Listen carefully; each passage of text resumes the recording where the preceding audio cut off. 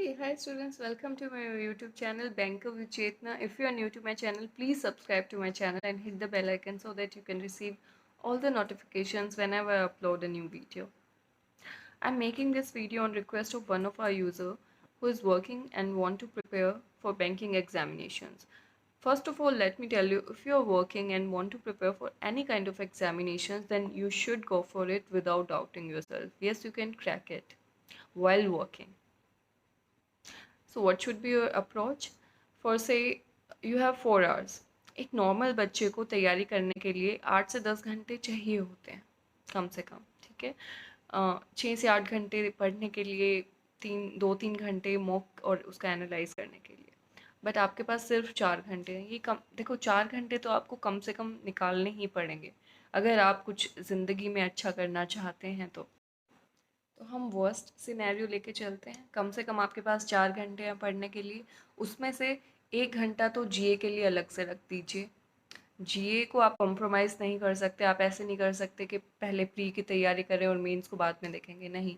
जीए आप साथ में लेके चलिए, 1 घंटा जीए का अलग से। बच गए आपके पास 3 घंटे। 3 घंटे बचे और प्री में 3 ही सब्जेक्ट होते हैं, इंग्लिश, मैथ्स एंड रीजनिंग। तो हर 1 घंटा हर एक सब्जेक्ट को आप दीजिए। और आपको रेस्ट चाहिए तो आप 45 मिनट्स ऑफ ईच सेशन आप लगा सकते हैं और 15 मिनट का रेस्ट ले सकते हैं। और आपको क्या करना है, पढ़ना कैसे है? स्टार्टिंग के 10 से 15 दिन आपको अपने बेसिक्स क्लियर करने में ध्यान लगाना है, क्योंकि बाद में आपको हर तरह के क्वेश्चन आते हैं मेंस में प्री में इजी रहता है थोड़ा, मेंस में थोड़ा सा टफ हो जाता है। तो आपको थोड़ा प्रैक्टिस करना ज़रूरी है, मॉक लगाना ज़रूरी है। मान लीजिए आपका एग्ज़ाम 1 महीने बाद है, तो आपको 10 से 12 दिन बेसिक्स क्लियर करने में लगाना है, उसके बाद आपको मॉक्स देना स्टार्ट करना है।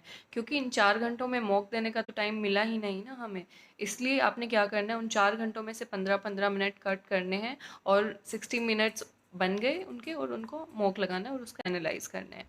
लेकिन मान लीजिए आपके पास 2-3 महीने हैं अभी एग्ज़ाम के लिए, तो आप आराम से 1 महीना, वैसे 1 महीना लगता नहीं है बेसिक्स क्लियर करने में, 15 से 20 दिन इनफ होते हैं।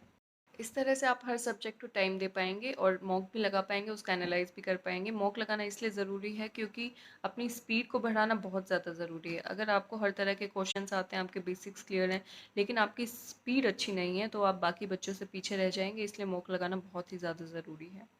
अब मान लीजिए आपके पास 6 घंटे या 8 घंटे हैं, आप 6 से 8 घंटे भी दे सकते हैं जॉब करते हुए, फिर तो कुछ टेंशन लेने की बात ही नहीं है। इसी स्ट्रेटजी को आप टाइम हर सब्जेक्ट के लिए बढ़ा दीजिए अपना, और जो वीक एरिया है उस पर भी आप थोड़ा ज़्यादा टाइम दे पाएंगे।